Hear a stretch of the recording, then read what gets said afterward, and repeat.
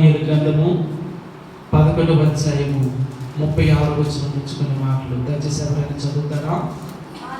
ఆ రాజు ఇష్టానుసారముగా జరిగించి తన్ను తానే హెచ్చించుకొనుచు అతిశయపడుచు ప్రతి దేవత మీదను దేవాది దేవుని మీదను గర్వంగా మాట్లాడుచు ఉగ్రత సమాప్తి అగు వరకు వృద్ధి పొందును. అంతటా నిర్ణయించినది జరుగును. ప్రార్థన చేసుకుందాము. పరిశుద్ధుడైన తండ్రి, ప్రేమ కలిగిన ఆయన వందనాలు చెల్లిస్తూ ఉన్నాను. జీవము కలిగిన తండ్రి, జీవాధిపతి, కృతజ్ఞతలు చెల్లిస్తూ స్తుతిస్తూ ఉన్నాను. మహాగణుడు, మహోన్నతుడు, సర్వశక్తిమంతుడు నీవు కనుక వందనాలు చెల్లిస్తూ ఉన్నాను. స్తోత్రం తండ్రి. ఇది యొక్క మధ్యాహ్నకాల సమయంలో మీ పాద సన్నిధిలో చేరి మిమ్మల్ని స్తుతించి ఆరాధించటకును మీరు మాకు ఇచ్చిన మంచి అవకాశాన్ని వందనాలు చెల్లిస్తూ ఉన్నాను. మరి ముఖ్యంగా ప్రభా వాక్య ధ్యానంలోకి వెళ్తూ ఉంటుండగా మీరు మాతో మాట్లాడండి, మమ్మల్ని దర్శించండి, మీ కృప చూపించి దీవించి రక్షించమని మరొకసారి బ్రతిమలాడుకుంటూ కృతజ్ఞతలు చెల్లిస్తూ స్తుతిస్తూ మీ దయించమని ప్రార్థన చేస్తూ యేసుక్రీస్తు నామములో స్తుతించి ప్రార్థిస్తూ ఉన్నాను, కొనియాడుతూ ఉన్నాను, గణపరుస్తూ ఉన్నాను. జీవం గల పరమ తండ్రి. ఆమేన్, ఆమేన్, హల్లెలూయా.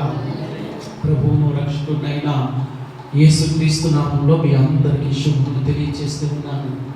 ప్రియులారా, గడిచిన వారంలో దానియేలు గ్రంథము 11వ అధ్యాయం నుంచి మాటలు మనం చదువుకున్నాము. దేవుడు ఆ 4 రాజ్యాలను ఏ విధంగా స్థాపించున్నాడో, ఆ 4 రాజ్యాన్ని ఏ విధంగా కూలద్రోసి ఉన్నాడో దాని గురించిన సందర్భం గత వారంలో మనం చదువుకున్నాము, విన్నాము. దేవుని నామానికి మహిమ కలుగును గాక. అదే ప్రకారంగా దానియేలు గ్రంథము 11వ అధ్యాయము 21వ వచనం నుంచి 35వ వచనం వరకు ఉండే లేఖన భాగాన్ని చదువుకున్నాము. అందులో క్రీస్తు విరోధికి సాదృశ్యంగా ఉన్న అంటియోకస్ ఎఫెస్ అనేటువంటి రాజుల గురించి కూడా మనం చెప్పుకున్నాం.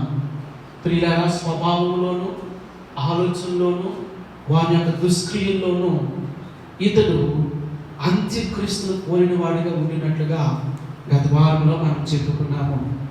ప్రియులారా, ఇప్పుడు చదువుకున్నటువంటి ఈ లేఖన భాగము 36వ వచనం నుంచి సుమారుగా 41వ వచనం వరకు కూడా, ఇంకా 45వ వచనం వరకు కూడా చూసినట్లయితే ఈ లేఖన భాగము అంత్యక్రీస్తును గురించినటువంటి ప్రవచనముగాను అంత్యకాలంలో జరగబోయే సందర్భాలుగాను మనం పరిగణించుకోవచ్చు. ఆమేన్, హల్లెలూయా, హల్లెలూయా. సరి గట్టిగా హల్లెలూయా చెప్పండి. ప్రియులారా, అంత్యకాలంలో జరిగేటువంటి సందర్భాలు ఈ అధ్యాయంలో మనకు పొందుపరచబడి ఉన్నాయి. అంత్యక్రీస్తు వస్తూ ఉన్నాడు. వాడు ఏ విధంగా ఉండబోతూ ఉన్నాడో, వాడి యొక్క పరిస్థితి ఏంటో ఈ లేఖన భాగాల్లో మనము చూస్తూ ఉన్నాము. 36వ వచనం ఒకసారి చదువుదాము. ఆ రాజు ఇష్టానుసారంగా జరిగించి తన్ను తాను హెచ్చించుకొనుచు అతిశయపడుచు ప్రతి దేవత మీదను దేవాది దేవుని మీదను గర్వముగా మాట్లాడుచు ఉగ్రత సమాప్తి వరకు వృద్ధి పొందును. దేవుని నామానికి మహిమ కలుగును గాక. అంత్యక్రీస్తు యొక్క స్వభావము, అంత్యక్రీస్తు యొక్క పరిపాలన, అంత్యక్రీస్తు యొక్క ఉద్దేశం అనేది ఈ లేఖన భాగంలో మనకు తెలియజేయబడుతూ ఉంది. ఏమండి, అంత్యక్రీస్తు ఏం చేస్తూ ఉంటాడంటే తను తాను హెచ్చించుకుంటూ ఉంటాడు.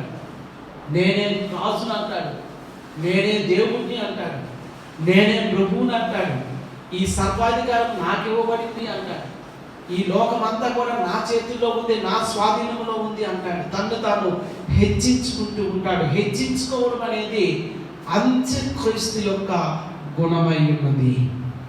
వింటున్నారు నా మాట? ఆమేన్, హల్లెలూయా, హల్లెలూయా. ప్రియులారా, క్రీస్తు విరోధి లేదా అంత్యక్రీస్తు తను తాను హెచ్చించుకుంటూ ఉంటాడు. ఇది ఒక సాతాను యొక్క బుద్ధి. సాతానుడే అంత్యక్రీస్తును ఆ విధంగా నడిపించడం కూడా మనం చూస్తూ ఉన్నాము. సాతాను బుద్ధి ఏంటంటే మనందరికీ తెలిసిందే, నేను మహోన్నతుని కంటే గొప్పవాడిగా చేసుకుంటాను. అది నేను దేవుని కంటే గొప్పవాడును, దేవుని కుమారుడి కంటే గొప్పవాడును అని తను తాను హెచ్చించుకుంటూ ఉంటాడు. వాడు అంత్యక్రీస్తు. వాడి బుద్ధి, వాడి స్వభావము ఆ విధంగానే ఉంటూ ఉంది. వాడు తను తాను హెచ్చించుకుంటూ అతిశయపడుచు ప్రతి దేవత మీదను దేవాది దేవుని మీదను గర్వముగా మాట్లాడుతూ ఉంటాడు. వాడి చేతిలో ఉన్నటువంటి ఒక ఆయుధం ఏంటంటే మనుషులను భక్తిహీనతలోనికి నడిపించడం. వీళ్ళ అంత్యకాలంలో శ్రమ దినాల్లో, మరి ముఖ్యంగా ఈ యొక్క మహాశ్రమ దినాల్లో వాడి చేతిలో ఉన్నటువంటి ఒక ఆయుధం ఏంటంటే భక్తిహీనతను ప్రేరేపించడం. వీళ్ళారా ఈ దినాల్లో కూడా దుష్టుడు సాతానుడు ఏం చేస్తూ ఉన్నాడంటే భక్తిహీనతను ప్రేరేపిస్తూ. వీళ్ళారా గమనించండి, ప్రార్థన ఏముందిలే, ప్రతి ఆదివారం వెళ్తాం కదా,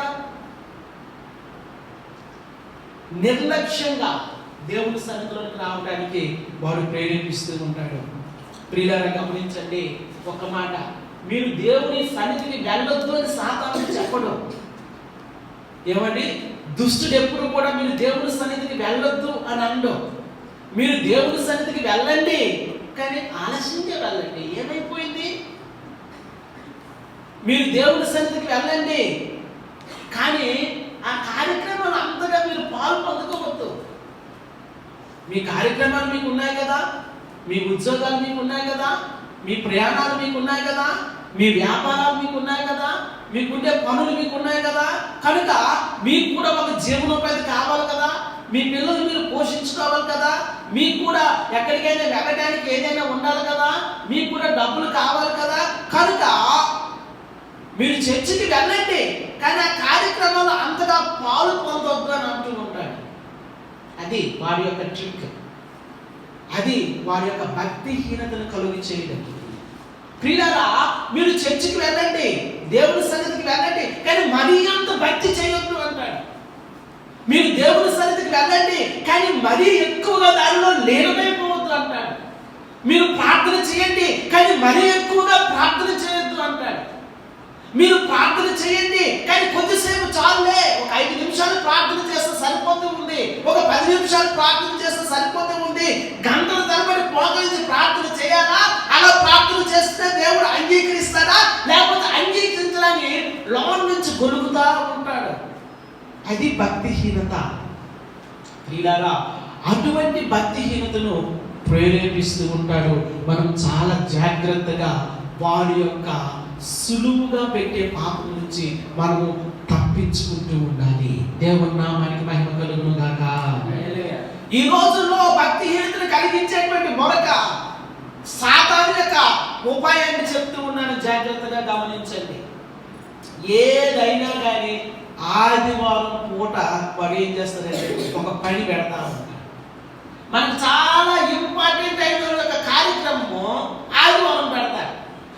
ఈ దినాల్లో ప్రియులారా అందరూ, ఇది చాలా తేలిగ్గా తీసుకోవాల్సిన విషయం కాదు, చాలా సీరియస్గా ఆలోచించాల్సిన విషయం. ఈ దినాల్లో అందరూ ఒక ట్రెండ్ పాటిస్తూ ఉన్నారు.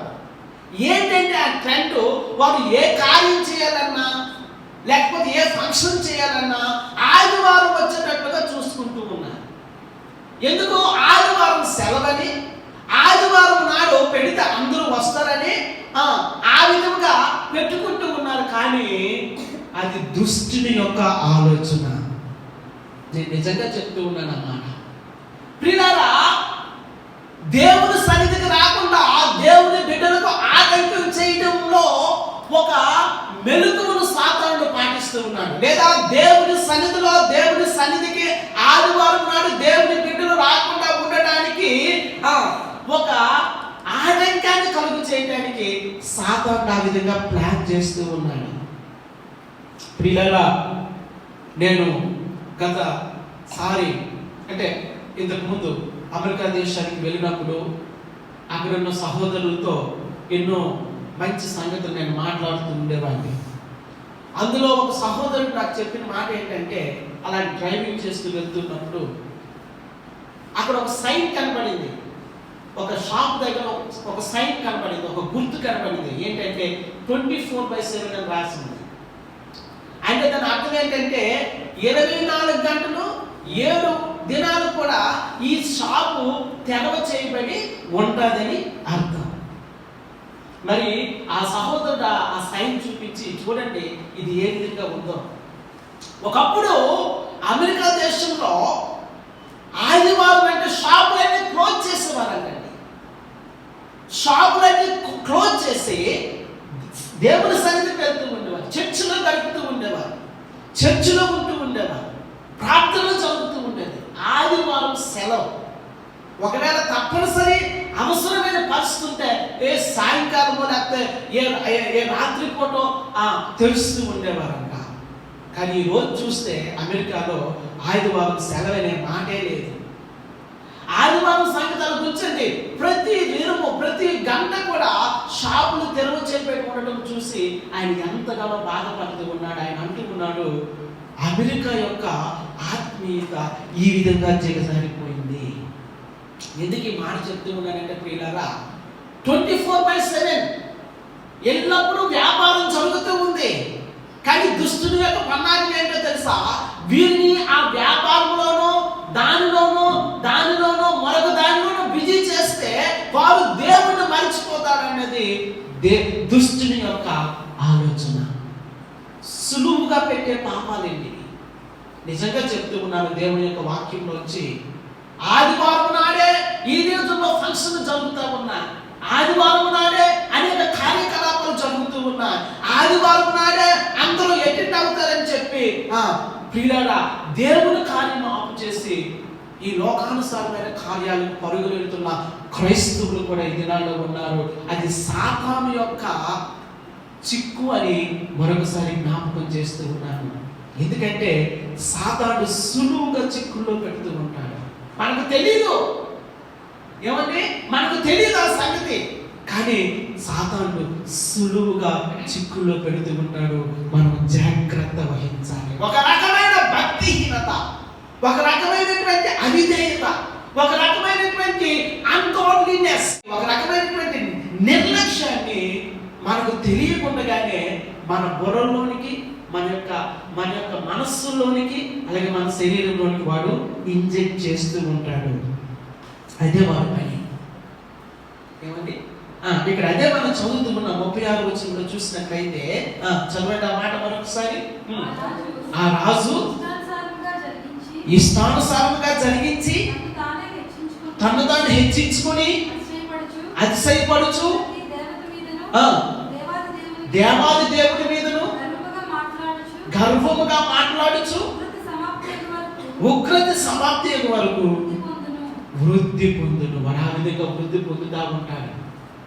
గత వారం అనుకుంటా మనం చెప్పుకున్నాము, ప్రియులారా మీకు జ్ఞాపకం ఉందో లేదో, సులువుగా వాడు ఇచ్చకపు మాటలు చెప్పి మనుషులను మోసపుచ్చుతూ ఉంటాడు. ప్రియులారా వారి యొక్క ఇచ్చకపు మాటల్లో మనం పడిపోకూడదు. ప్రియులారా మనల్ని వశీకరించుకోవడానికి ప్రయత్నం చేస్తూ ఉంటాడు. వాడు మనల్ని వశీకరించుకుంటూ ప్రయత్నం చేస్తూ ఉన్నప్పుడు ప్రియులారా వాడిని మనము ఎదిరించవలసి ఉన్నది. అంత్యక్రీస్తు సాతాను లేదా సాతాను చేత బలపరచబడినటువంటి అంత్యక్రీస్తు కూడా ఆ విధంగానే దేవునికి విరోధముగా పనిచేయడం అనేది మనం చూస్తూ ఉన్నాం. 38వ వచనం ఒకసారి చదవండి. అతడు తన పితరులెరుగని దేవతను అనగా ప్రాకారముల దేవతను వారి దేవతకు మారుగా ఘనపరచును. బంగారును వెండిని విలువగల రాళ్లను మనోహరమైన వస్తువులను అర్పించి ఆ దేవతను ఘనపరచును. సాతాను చాలా సులువుగా చిక్కుల్లో పెడతాడని చెప్పాను. ప్రియులారా ఒకవైపున భక్తిహీనతను ప్రేరేపిస్తూ ఉంటాడు, మరొక వైపున ఏం చేస్తాడంటే తనకిష్టమైన దేవతను ప్రతిష్ఠిస్తూ ఉంటాడు. ఏమండి తనకిష్టమైన దేవత అంటే బహుశా ఇక్కడ ఏదో ఒక విగ్రహంలో లేదా మరొకటేనో అనుకోకండి. చాలా సులువుగా తనకిష్టమైన దేవతను వాడు పెడతా ఉంటాడు. అందులో ఒక దేవత సెల్ ఫోన్. ఏమండి సులువుగా లాగేయడానికి ఈ రోజుల్లో చాలా మంది యవనస్తులు పిల్లల వారు ఏది సాధించాలనుకుంటున్నారో వారు సాధించలేకపోవడానికి కారణం ఏంటంటే సెల్ ఫోన్. నేను అనుకుంటూ ఉన్నాను, వారి తల్లిదండ్రులతో కుటుంబంతో గడిపిన దానికంటే వారు సెల్ ఫోన్తోనే ఎక్కువ సమయము గడుపుతూ ఉన్నారు. అది ఎంత మాత్రం కూడా క్షేమకరమైనది కాదు. అది ఒక దేవత, అది ఒక విగ్రహం. ఏమండి అప్పుడు అనుకుంటే నేను శాంతకుమారు హాస్పిటల్ ముందు కూర్చొని ఒక పిల్లోడిని చూస్తున్నాను, సింపుల్ జుట్టు వేసుకుని, ఏమిటి ఈ నలిగిపోయిన మాసిపోయిన బట్టలు వేసుకొని బండి మీద కూర్చున్నాను. ఇంతకీ అక్కడ ఎందుకు కూర్చున్నాను శాంతకుమార్ అడిగాడు, ఏమైనా ఏం చేస్తున్నావు ఇక్కడ అంటే సెల్ చూసుకుంటున్నాను నేను అన్న. ఏం సెల్ చూస్తున్నావు ఏంటంటే గేమ్ ఆడుతున్నానంటే అన్న. ఏం గేమ్ ఆడుతున్నావా అంటే పబ్జీ అంట. ఏమండి వాడు అందులో లీనమైపోయాడు. సింపుల్ జుట్టు చేసుకుని బట్టలు కూడా సరిగ్గా లేక లీనమైపోయి ఉన్నాడు. అప్పుడు శాంతకుమార్ అన్నాడు, మంచిది కాదు అదంటే. ఎవరు చెప్పారు నీకు మంచిది కాదని అన్నాడా లేదా?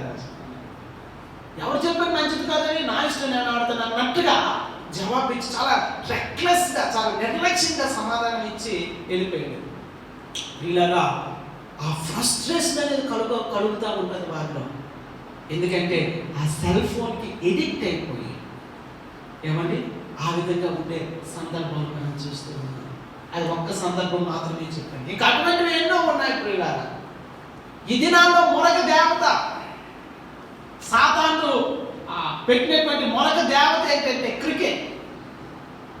క్రికెట్కి ఎడిక్ట్ అయిపోయినాడు. ఒకప్పుడు అదొక ఆట, ఒకప్పుడు అదొక సరదా, ఒకప్పుడు అదొక ఎక్సర్సైజ్, ఇప్పుడు అదొక వ్యాపారం. తెలుసా? క్రికెట్ ఇప్పుడు ఒక వ్యాపారం, క్రికెట్ ఇప్పుడు ఒక జూదం. ఏదైనా ఒక క్రికెట్ మ్యాచ్ జరుగుతుంటే వేల కోట్ల రూపాయలు మ్యాచింగ్స్, బెట్టింగ్స్ అవుతూ ఉన్నాయి. అదంతా కూడా వారు నిలువ పెట్టినటువంటి దేవత.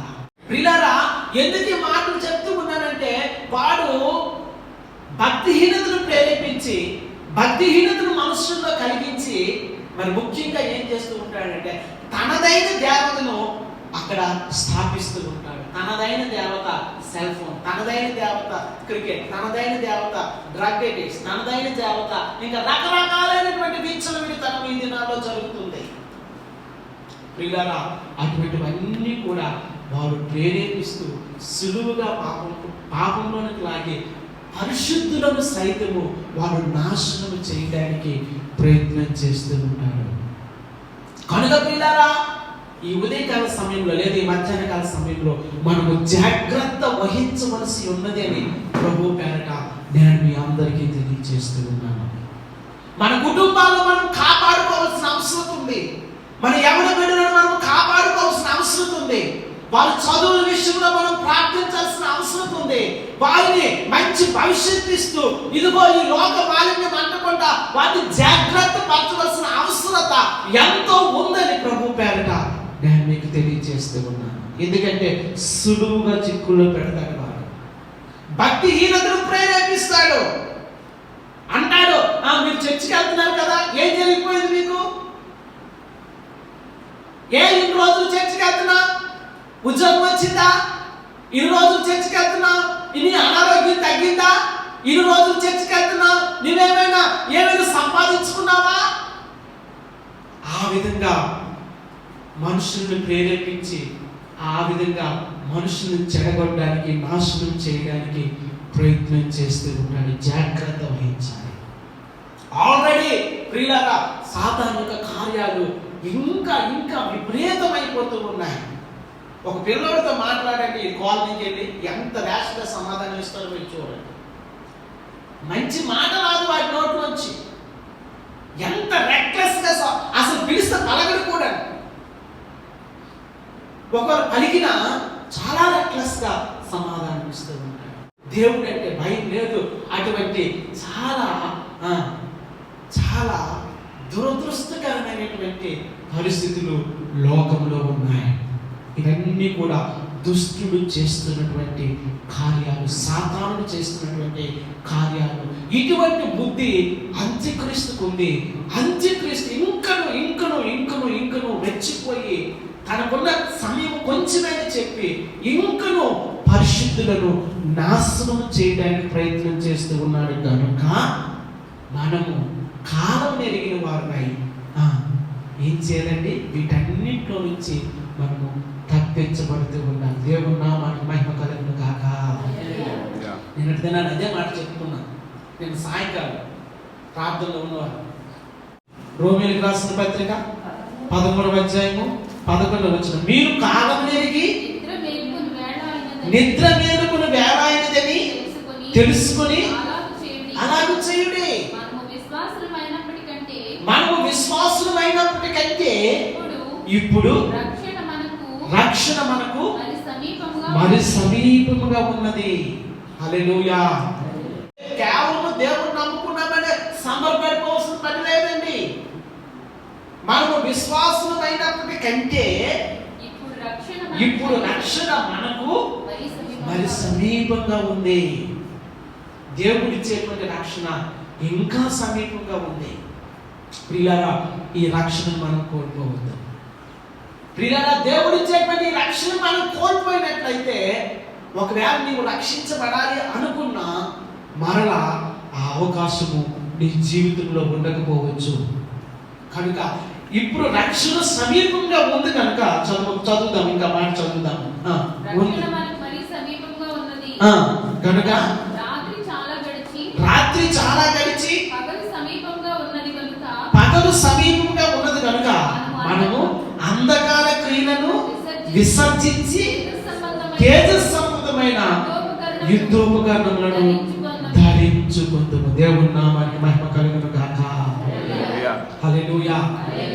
అంధకార సంబంధమైన క్రియలను విడిచిపెట్టి, ఏమండి అంధకార సంబంధమైన క్రియలు నేను చెప్పాలా, మీకు తెలుసా? అంధకార సంబంధమైన క్రియలను విడిచిపెట్టి తేజో సంబంధమైన యుద్ధోపకరణాలను మనం ధరించాలి. ఎందుకంటే మన రక్షణ కొరకు మనము పోరాడవలసిన అవసరం ఉంది. ఒకవేళ పోరాడే స్వభావం లేకపోతే మన రక్షణ మనం కోల్పోతామేమో. జాగ్రత్త. దేవుని వాక్యం మనకి హెచ్చరిక చేస్తూ ఉంది. ప్రియులారా, ఇవ్వబడినటువంటి ఆ రక్షణను మనము కాపాడుకుంటూ ఉండాలి. ఫిలదెల్ఫియా సంఘానికి అదే దేవుడు ఇచ్చినటువంటి హెచ్చరిక. నీవు కలిగి ఉన్న దాన్ని నీవు పోగొట్టుకోవద్దు. ఫిలదెల్ఫియా సంఘానికి దేవుడు ఆల్రెడీ కిరీటాన్ని ఇచ్చాడు. ప్రియులారా, ఆ సంఘంతో అంటూ ఉన్నాడు, నీవు ఏదైతే కలిగి ఉన్నావో దాన్ని నువ్వు పోగొట్టుకోవద్దు. కలిగి ఉన్న దాన్ని విడిచిపెట్టుకోవద్దు, పోగొట్టుకోవద్దు. ఎందుకంటే అక్కడ పోగొట్టుకునే ప్రమాదం ఉంది. కనుక దేవుడు హెచ్చరిక చేస్తూ ఉన్నాడు, కలిగి ఉన్న దానిని నువ్వు పోగొట్టుకోవద్దు. కలిగి ఉన్న రక్షణ నువ్వు పోగొట్టుకోవద్దు. ఏమంటే రాత్రి గడిచి పగలు సమీపిస్తుంది కనుక చీకటి సంబంధమైన కార్యాలను విడిచిపెట్టి వెలుగు సంబంధమైనటువంటి యుద్ధోపకరణములను మనము ధరించుకోవలసి ఉన్నది. నేను దినాలు చెప్పాను ఆ సంగతి. ఎఫెసీయులకు రాసిన పత్రికలో సర్వాంగ కవచము, దేవుడిచ్చే సర్వాంగ కవచాన్ని ధరించుకోవాలి అని. ప్రియులారా, ఆ సర్వాంగ కవచాన్ని ధరించుకుందాము. అల్లరితో కూడిన ఆటపాటలైనను, మత్తైనను, లేకయు, కామ విలాసములైనను, పోకిరి చేష్టలైనను, లేకయు, కలహమైనను, మత్సరమైనను, లేకయు పగటి యందు నడుచుకున్నట్టు మర్యాదగా నడుచుకుందాం. ఎవరైనా మర్యాదగా నడుచుకున్నట్టు మనకు పాపం కదా. నా మర్యాద ఇస్తావా అని అడుగుతుంది. కానీ దేవుడు వాక్యం చదివితే ఏం చెప్తుంది? మర్యాదగా నడుచుకోమని అంటుంది. దేవుడు నామానికి మహిమ కలుగును గాక. మర్యాదగా నడుచుకోవాలి. నేను చెప్పిన మాట కాదు. ఇదే మా పాస్టర్ గారు మా మర్యాద పెంచుతున్నారని అనుకోకండి. దేవుని వాక్యము మర్యాదగా నడుచుకోవాలి. 14 వచనం, వెంట్రుకు ప్రభు అయిన యేసుక్రీస్తును ధరించుకొని వారే శరీరేచ్ఛను నెరవేర్చుకున్నట్టుకు శరీర విషయమై ఆలోచన చేసుకొనమని. క్రీస్తును ధరించాలి. ఇందాక రూపా సిస్టర్ గారు ప్రార్థన చేస్తున్నప్పుడు అదే మాట ప్రార్థన చేశాను. ప్రభువా మేము మిమ్మల్ని ధరించువారుగా.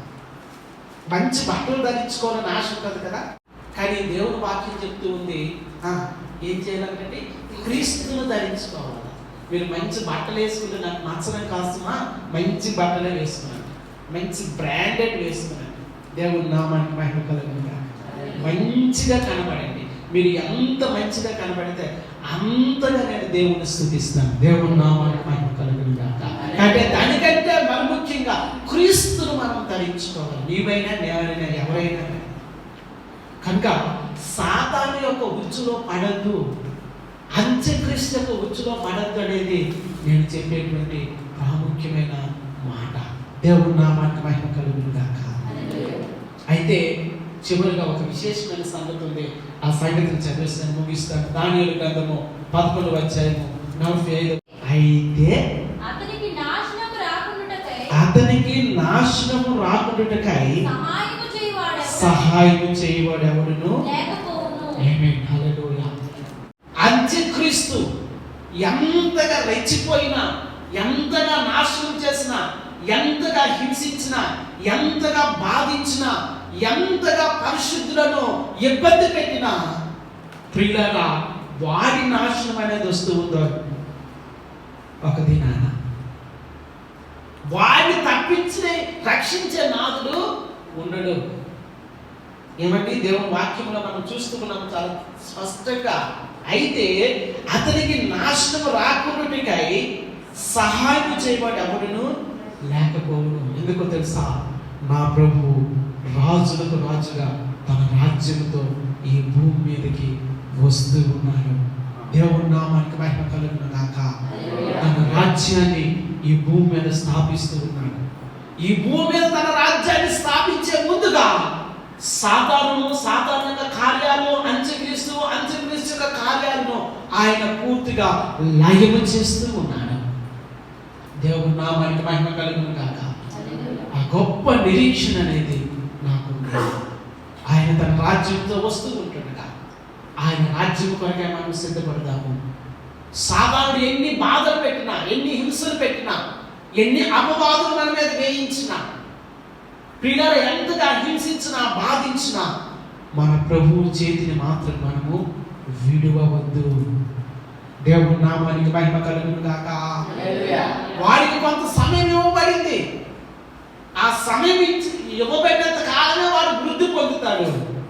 కానీ ఒకనొక సమయం వస్తుంది, వాడు పూర్తిగా లయమైపోతాడు. దేవుని నామానికి మహిమ కలుగును గాక. కనుక మెలకువ కలిగింది. సాతాను యొక్క కార్యాల విషయంలో, అంత్యక్రీస్తు యొక్క కార్యాల విషయంలో మనము బాగుగా ఎరిగిన వారమై, వారి యొక్క కార్యాలను బాగుగా ఎరిగిన వారమై వారిని ఎదురిస్తూ క్రీస్తు యొక్క కృపలో, మరి ముఖ్యంగా విశ్వాసములో మనమందరూ ముందుకు వెళ్ళాలని మనస్ఫూర్తిగా ఈ మాటను తెలియజేస్తూ ఈ మాటను నేను ముగిస్తూ ఉన్నాను.